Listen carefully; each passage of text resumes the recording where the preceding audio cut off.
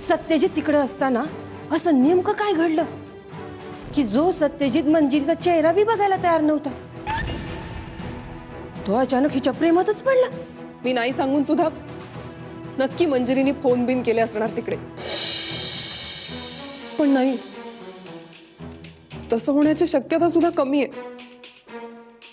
मला ना कळतच नाही हे सगळं कसं झालं. हे बघ, अंदाज बांधत बसू नकोस.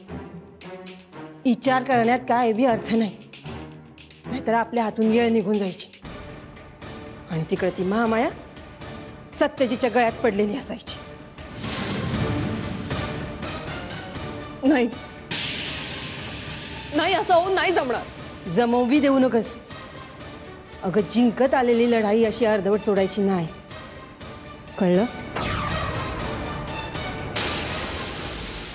आज खरंच खूप खूप आनंदाचा दिवस आहे माझ्यासाठी, आपल्या दोघांसाठी.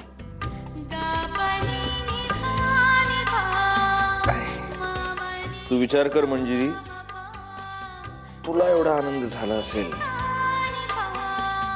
तर मला किती आनंद झाला असेल. आजचा दिवस सोनेरी अक्षरात लिहून ठेवण्याचा दिवस आहे.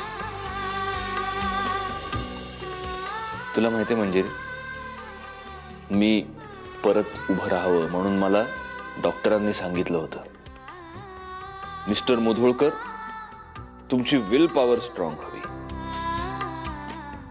मला मनातून असं वाटायला हवं की आपण उभं राहिलं पाहिजे. हो,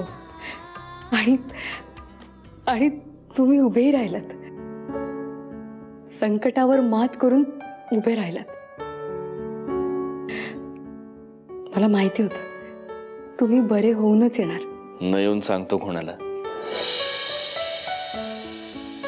न येऊन सांगतो कोणाला. मंजिरी, या सगळ्यामध्ये माझी दोन मोठी स्फूर्ती स्थानं होती. विचार ना कोणती ते.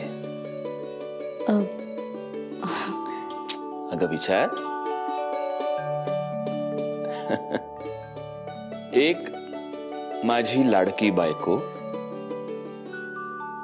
मंजिरी,